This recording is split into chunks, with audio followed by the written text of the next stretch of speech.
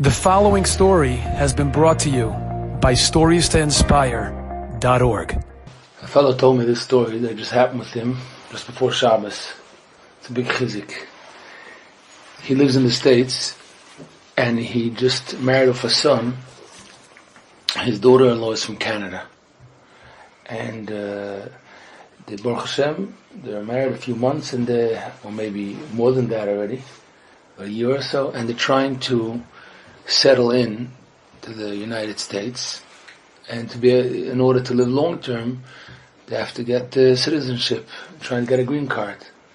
Now, it's a very long process, and it costs money and lawyers and whatever to be able to get through this.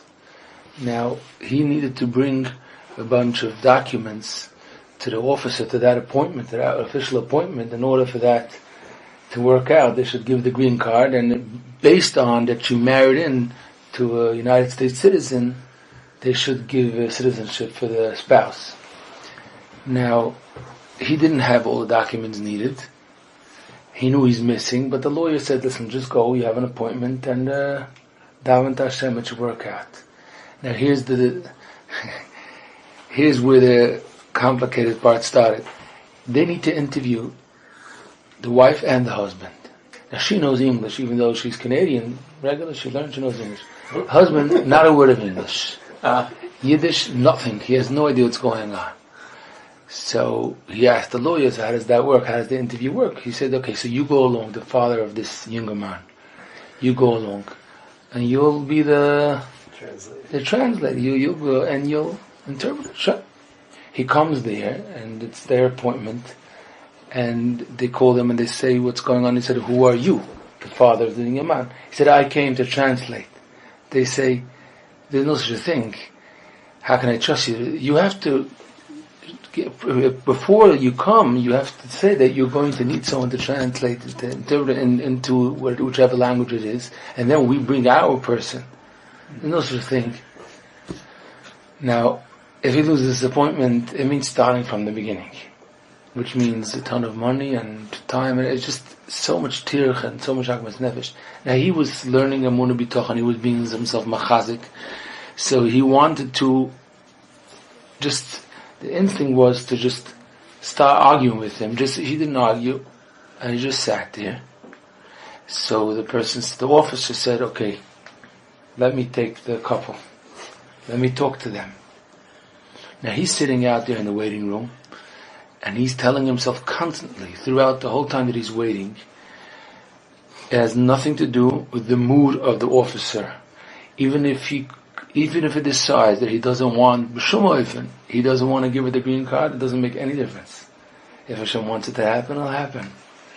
And even if he wants to give the green card, and he's in a great mood, but if Hashem doesn't want it to happen, it won't help. And he's telling it to himself again and again and again. He says it took between a half an hour and 3/4 of an hour. He's waiting. He has no idea what's going on inside. After about 3/4 of an hour or something like that, the officer comes out and says, come in. He tells him, sign this paper that you're going to be the one to translate. And he says, okay. Now, he asks him a few questions, and then he just gives him the green card. He gives him his signature, it's done. She's a citizen. Now they come out. He asks the son of his what happened inside.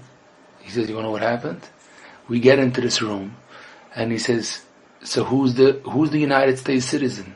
He says, he shows, I. He says, he starts talking, he says he doesn't know English. He says, she knows English, she's Canadian. So you're a citizen and you don't know a word of English? What's with you? He starts saying he went to private schools and he didn't. And he was giving him a whole drush, telling you what's going on. It doesn't make any sense. And what do you think you're doing? Okay, he finishes his whole hashkofa shir to explain why he's so crazy he doesn't know a word of English. He turns to the papers, to the document. He says, what's going on? What did you think? You're missing half the documents. You really thought you're going to be work. It doesn't work like this. You can't. There's no way I can help you. So they said, I don't know. Call the lawyer. He says, I'm not calling any lawyer. I'm not calling any lawyer. You don't have the documents. You don't know. I don't have someone to translate. This is nothing doing. And this was going on for half an hour. He was giving it to them like that. And just the middle. He said, he saw the number of the lawyer. And he calls it on his own. After saying, I'm not calling the lawyer, calls the lawyer, speaks to him a few minutes, calls him in and just gives him the green card. The senior man has told me the story. He was still on the Roshim. He was still so excited and overwhelmed. He says, I married off a few children. I have seen things in my life, but this I never saw. He says, I never saw such a nest. It has no mahalach. It works. I guess when a person is connected to Hashem, it works. It's important to have these stories. Not always we experience a success story just like that, but that's how the system of the world works. If we're connected to Hashem, I must add that this person said like this. He said, I want to be honest. I'm saying the story. I did call my in-laws, and one person went to the mikveh, and one person said Reb Shai, Reb Moshe. He says, it's true. But he says, well, how do I know that it was my Emunah B'tachon? He said, I'll tell you, very simple.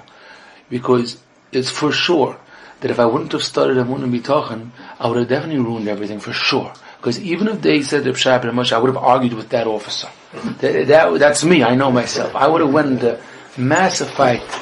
And that's for sure that I didn't do it just because of Emunah B'tachon. So, however you want to turn the story, this is the success story.